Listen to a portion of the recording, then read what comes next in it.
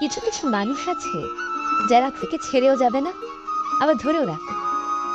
ছেড়ে যেতে চাইলে এমন কিছু করবে যাতে আপনি থেকে যান, আবার থেকে গেলে আপনার কাছেও থাকবে। এই যে ছেড়ে যাওয়া আর থেকে যাওয়ার মাঝামাঝি ঝুলে থাকার ব্যাপারটা সত্যিই খারাপ। আপনি জানেন না ভবিষ্যতে কি হবে। আপনি মানুষটাকে কিছু বলতে পারবেন, চান তার যে আপনার বড্ড বেশি মায়া। সেই মায়া কাটিয়ে ওঠানো যায়।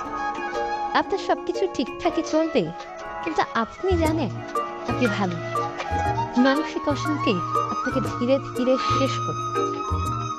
আপনি চাইলেও এই কথা কাউকে বলতে পারবেন, যার জন্য আপনার এই অবস্থা তাকেও তাই শুধুমাত্র দীর্ঘ নিঃশ্বাস ফেলা ছাড়া আর কিছু করার নেই। কারণ এই সম্পর্কে আপনার যে মায়াটা বেশি। নীরবতার আলাদা একটা ভাষা আছে, সেটা সবাই বোঝে। চুপ থাকা মানে অহংকার করে না। ঝামেলা, তর্ক, ঝগড়া করার চেয়ে চুপ থাকাটাই কারো কারো কাছে শ্রেয় এবং শান্তিপূর্ণ। কথা সবাই বলতে পারে, তবুও যে আপনার সাথে তর্কে জড়াচ্ছে না, তার সুন্দর একটা মানসিকতা আছে। আপনাকে সম্মান দেওয়ার মানসিকতা। মনে রাখবেন, এই যে চুপ থাকা, তর্ক না করে আপনাকে জিতিয়ে দেয়া, এগুলো কিন্তু তার দুর্বলতা কিংবা অপারগতা নয়। হয়তো এগুলো তার পরিবার থেকে পাওয়া সবচেয়ে সুন্দর শিক্ষা। সব থেকে কঠিন হলো, আমরা বেশিরভাগ মানুষ যাকে খুব ভালোবাসি, সে মানুষটা বড় আবেগহীন এবং কম সহানুভূতি সম্পন্ন হয়। আবেগহীন, অনুভূতিহীন মানুষগুলো সবসময় আবেগপ্রবণ মানুষকেই পছন্দ করে, কারণ তারা নিজেরা কাউকে ভালোবাসতে পারে না বলে অনুভূতিপ্রবণ মানুষগুলোকেই বেছে নেয়, যাতে তাদের জীবনে ভালোবাসার অভাব না হয়। তাদের জীবনে দুঃখ নেই, কষ্ট নেই, খারাপ বেদনা নেই। স্বার্থপরের মতো তারাই ভালো থাকতে পারে। দিনের শেষে যে মানুষটারই ভালো থাকা হয় না, যে অন্যকে ভালো রাখতে পারে, যে পারে অন্যকে আগলে রাখতে, কিন্তু তাকে আগলে রাখার আমাদের বেশিরভাগ মানুষেরই একজন আগলে রাখার মানুষের বড় অভাব। কেন জানি না, মাঝে মধ্যে মন খারাপ হয়, মনটা হুড়ু করে, চোখে জল আসে, গলাটা ভারী হয়ে যায়। তারপর ভীষণ একা লাগে, কাউকে আপন মনে হয় না। সামান্য কিছুতে বড় আঘাত লাগে, তখন আঘাতের কারণ খুঁজতে চেষ্টা করি, কিছুতেই খুঁজি। কিন্তু আঘাত দেওয়া মানুষটাকে আমরা চিনি, এই আঘাত দেওয়া মানুষটাই আমাদের কাছের মানুষ। আবেগপ্রবণ মানুষদের দুঃখ বেশি। যারা বেশি ভালোবাসতে পারে, তাদের জীবনে ভালোবাসার অভাব থাকে। হয় না, জীবনে যে কোনো কিছু হয়তো দ্বিতীয়বার পাওয়া যায়, কিন্তু সময়ের সাথে সাথে ভেঙে যাওয়া সম্পর্ক এবং সময়ের সাথে সাথে একদম ছিন্ন বিচ্ছিন্ন হয়ে যাওয়া বিশ্বাস কখনো দ্বিতীয়বার ফিরে পাওয়া যায় না। কখনো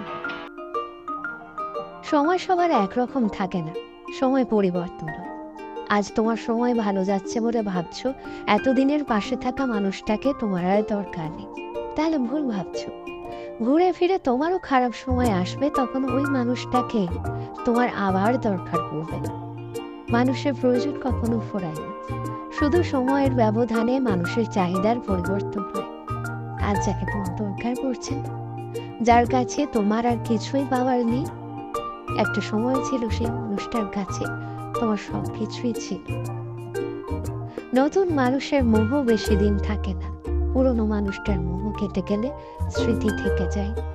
পুরনো কাউকে ভুলে নতুন কাউকে নিয়ে বেশি দিন টিকে থাকা যায়, কারণ প্রতিটা পদে পদে পুরনো মানুষটার স্মৃতি আঁকড়ে ধরে থাকে।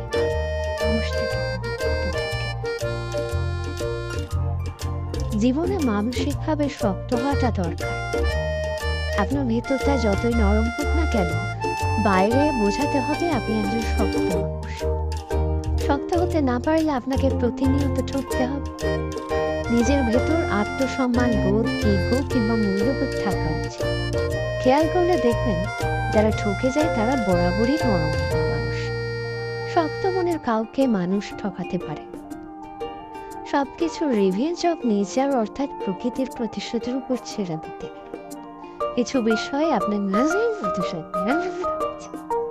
যে আপনাকে যতটুকু অবহেলা করে, কষ্ট দেয়, তাকেও সেই পরিমাণ অবহেলা কিংবা কষ্ট ফিরিয়ে দেওয়া উচিত। জীবনে ভালো থাকার জন্য হলেও একটু কঠোর হওয়া দরকার। যে কোনো কিছু সহজে পেয়ে গেলে মানুষ মূল্য দিতে জানে।